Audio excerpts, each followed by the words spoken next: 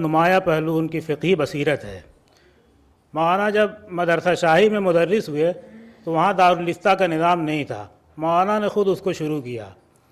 تو میں وہاں کے نائب مفتی سلمان صاحب منصور پوری سے درخواست کرتا ہوں کہ وہ مولانا کی فقہی خدمات پر روشنی ڈالیں۔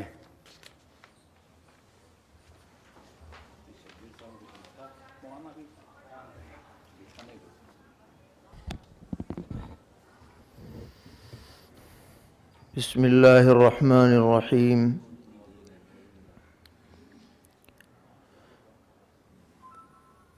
ہمارے مقالے کا موضوع ہے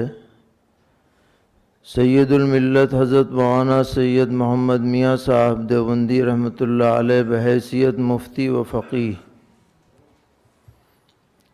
جمیعۃ علماء ہند کی تاریخ جن شخصیات کے تذکرے کے بغیر نامکمل ہے، ان میں ایک نمایاں ترین شخصیت سید الملت حضرت مولانا سید محمد میاں صاحب رحمۃ اللہ علیہ کی ہے،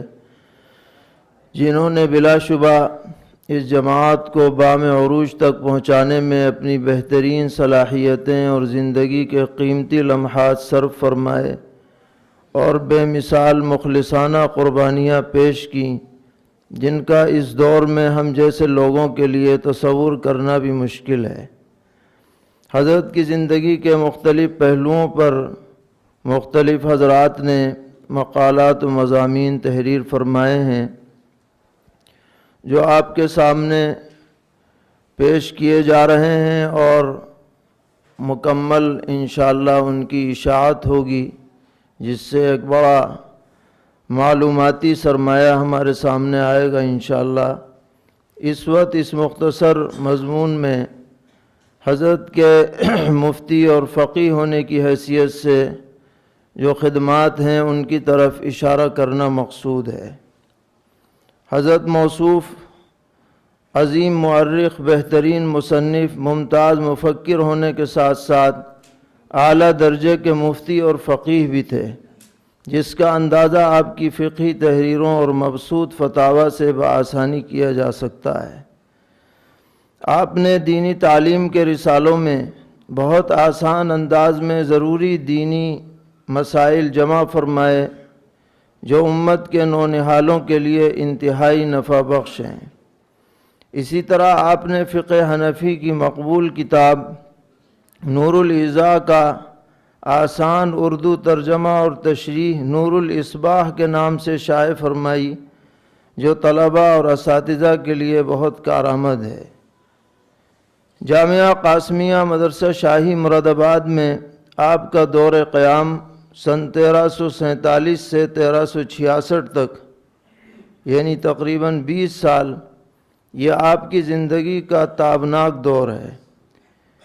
اسی زمانے میں آپ نے اکثر تصنیفات مرتب فرمائی ہیں اور تدریسی خدمت کے ساتھ ساتھ صوبائی جمعیت کے ماتحت ملی خدمات بھی انجام دی ہیں۔ مدرسہ شاہی کے قیام کے دوران سن 1358 سے 1366 تک دارالفتہ کی ذمہ داری بھی آپ کے سپرد رہی، جسے آپ نے نہایت محنت اور دل جمعی کے ساتھ انجام دیا۔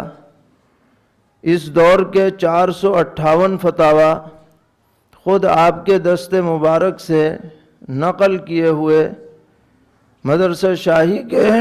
فتاوی کے رجسٹروں میں درج ہیں۔ مدرسہ شاہی کی دارالفتہ کی تاریخ پر ہمارے حضرت مفتی شبیر احمد صاحب دامت برکاتہم کا ایک مضمون ندائی شاہی کے تاریخ شاہی نمبر میں موجود ہے، جس میں دارالفتہ کی ابتدا اور اس سے وابستہ حضرات کے حالات درج ہیں۔ اسی میں یہ بات منقول ہے کہ 458 فتاوی حضرت نے اپنے ہاتھ سے لکھے، کیونکہ اس زمانے میں کوئی الگ سے محرر دارالفتہ میں نہیں تھا، اور ظاہر ہے کہ سارے فتاوی نقل کرنے کا بھی موقع نہیں تھا۔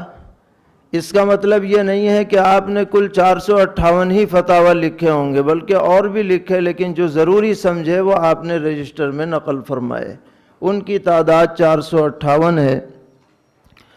اور ان میں مختلف تفصیلی اور مختصر فتاوی اہم موضوعات پر موجود ہیں۔ ان میں سے چند فتاوی ہم نے اپنے مقالے میں بطور نمونہ ذکر کیے ہیں۔ ان میں ایک فتویٰ ہے قرآن کریم افضل ہے یا ذات نبوی افضل ہے۔ ایک دور میں یہ بڑا مسئلہ چلا، اس پہ حضرت نے مبسوط جواب لکھا ہے، اور آخر میں یہ لکھا کہ وجوہات افضلیت دونوں کے بارے میں وارد ہیں۔ ایک اعتبار سے ذات نبوی کو افضل کہا جا سکتا ہے، دوسرے اعتبار سے قرآن پاک افضل ہے۔ پھر آپ نے مشورہ دیا ہے کہ اس مسئلے میں سکوت اور توقف ہی بہتر اور اسلم بلکہ ضروری ہے، اور وہ احادیث جو سائل نے پیش فرمائی ہیں اگرچہ ان سے استدلال کیا جا سکتا ہے، مگر ایسے جزوی امور سے فضل کلی ثابت نہیں ہوتا۔ اور پھر آخر میں آپ نے فرمایا کہ امت میں اور کیا پہلے ہی سے اختلافات کیا کم ہیں کہ ایک نیا موضوع اٹھا کر بحث چھڑی جائے، اس لیے ایسے معاملات کو زیر بحث نہیں لانا چاہیے۔ اسی طرح عقیدہ حیات النبی پر آپ کا ایک مبسوط فتویٰ ہے، اس کو بھی اس میں نقل کیا گیا ہے۔ اور ایک بڑے سلگتے ہوئے موضوع پر سوال کیا گیا تھا حضرت سے، سیدنا حضرت امیر معاویہ رضی اللہ تعالیٰ عنہ کے بارے میں، اور سوال یہ تھا کہ جب حدیث میں یہ بات وارد ہے سیدنا حضرت عمار ابن یاسر رضی اللہ تعالیٰ عنہ کے بارے میں کہ تمہیں وہ فریق قتل کرے گا، وہ جماعت قتل کرے گی جو باغی ہے، تو سائل نے یہ پوچھا کہ اس حدیث سے تو یہ بات بالکل واضح ہو جاتی ہے کہ حضرت امیر معاویہ رضی اللہ تعالی عنہ حدیث کے اعتبار سے جماعت باغیہ کے مصداق تھے، اور یہ سوال کل بھی اٹھایا جاتا رہا، آج بھی اٹھایا جا رہا ہے۔ تو حضرت نے اس کا بہت ہی اچھے انداز میں جواب دیا، تو میں سمجھتا ہوں اگر آپ حضرات اجازت دیں تو میں حضرت کا پورا جواب پڑھ کے سنا دوں۔ جی تو میں پورا ہی سنا دیتا ہوں، ایک صفحے کا ہے یہ حضرت کا جواب، اور اس میں حضرت نے ہمارے اکابر کے موقف کی بہت ہی جامعیت کے ساتھ حضرت نے اس کی ترجمانی فرمائی ہے۔ حضرت فرماتے ہیں کہ حضرت معاویہ رضی اللہ تعالی عنہ کے متعلق اہل سنت والجماعت کا عقیدہ یہ ہے کہ ان کی حضرت علی رضی اللہ تعالی عنہ سے مخالفت ذاتی غرض پر مبنی نہ تھی، بلکہ نظریات و اجتہاد کا اختلاف تھا، اور اس اختلاف میں حضرت علی رضی اللہ عنہ حق پر تھے اور حضرت معاویہ رضی اللہ تعالی عنہ خاطی تھے، اور مجتہد خاطی کو اپنی خطا کا خود احساس نہیں ہوتا، وہ خود کو مصیب سمجھتا ہے، اسی بنا پر اس کو گناہ نہیں ہوتا بلکہ نفس اجتہاد کا اس کو اجر ملتا ہے۔ بہرحال بہت کم مسائل ایسے ہیں کہ بعد کے علماء یہ فیصلہ کر سکتے ہیں کہ خاطی کون تھا اور مصیب کون، ورنہ عموماً اجتہادی مسائل میں جن میں اختلاف چل رہا ہے اور ہر ایک فریق اپنے مجتہد کو مصیب ہی سمجھتا ہے اور ثابت کرتا ہے، حدیث سے صرف حضرت علی رضی اللہ عنہ کے حق پر ہونے کا علم ہوتا ہے،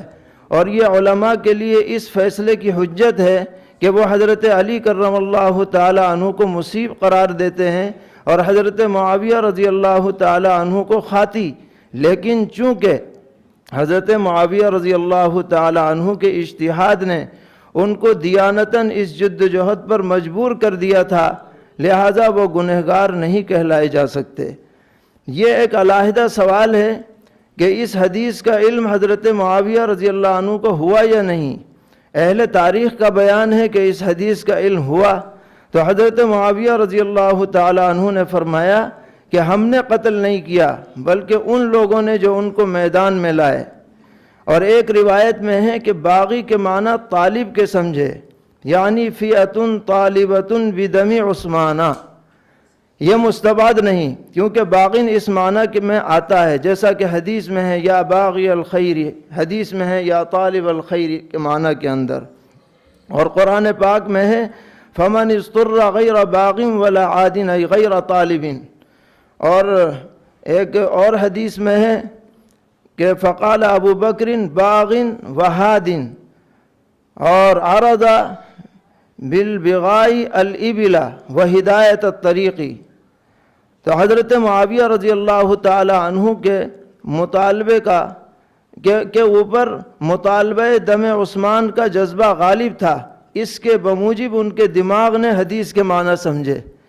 اجتہادیات میں اس کی نظیریں بے شمار ہیں، ورنہ کم از کم اس حدیث کے مفہوم میں احتمال تو موجود ہی ہے، اور ظاہر ہے کہ محتمل المعنی حدیث کی بنا پر کوئی مجتہد اپنے تحقیقی نظریے کو کب چھوڑ سکتا ہے۔ حضرت نے یہ اس کے جواب میں جو فتویٰ لکھا یہ آپ کے سامنے پیش کیا گیا ہے۔ اسی طرح ایک اور فتویٰ ہے ایصال ثواب پر لین دین کے بارے میں،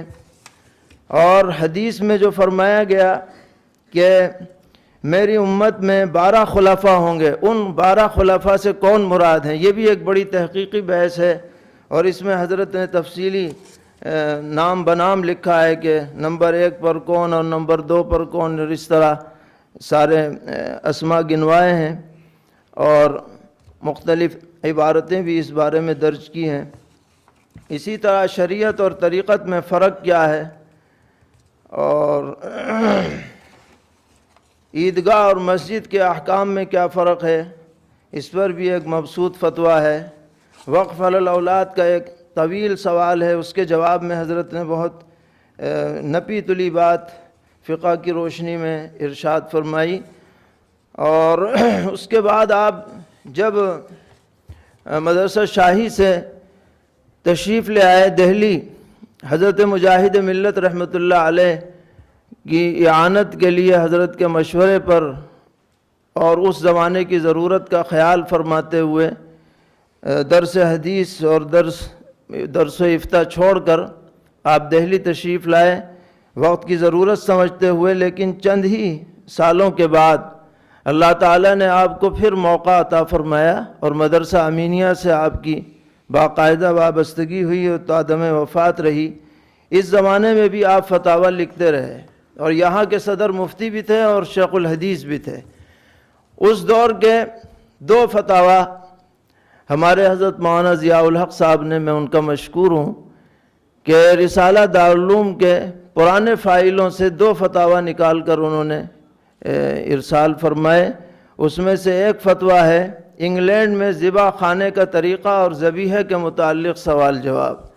یہ بھی ایک جدید مسائل میں سے ہے، اور لمبا فتویٰ حضرت نے لکھا جو شائع ہوا۔ اسی طرح ایک اور سوال ہے انگلینڈ میں مشتبہ لاشوں کے متعلق طریقہ اور دستور العمل، کہ ایسی لاشیں کہ جن کے بارے میں یہ شبہ ہوتا ہے گورنمنٹ کو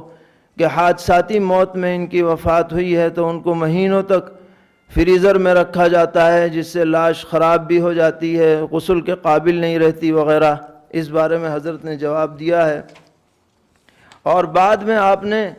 جمعیت علماء ہند کے تحت ادارۃ المباحث الفقہیہ جو قائم فرمایا، یہ آپ کا عظیم الشان کارنامہ، اور اس زمانے میں یہ طریقہ نہیں تھا جو آج ہمارے اجتماعات کا طریقہ ہے، بلکہ حضرت کا طریقہ یہ تھا کہ کسی بھی اہم موضوع پر آپ تحریر مرتب فرماتے اور مختلف دارالافتاء میں اسے روانہ فرماتے، پھر وہاں سے جو جوابات آتے اس کا آپ خود جائزہ لیتے، اس پر اگر کوئی تنقیح کی ضرورت ہوتی تو دوبارہ تنقیح بھیجتے۔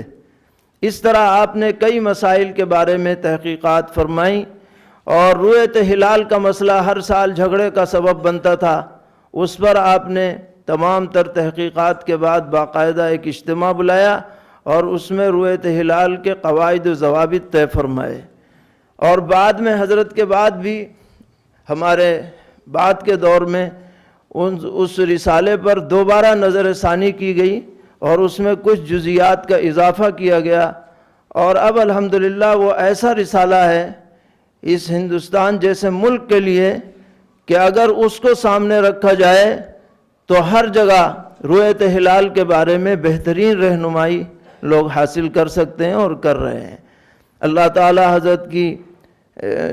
بال بال مغفرت فرمائے، درجات بلند فرمائے، خدمات کا بہتر صلہ عطا فرمائے اور بعد والوں کو ان کے نقش قدم پر چلائے۔ وآخر دعوانا ان الحمد للہ رب العالمین۔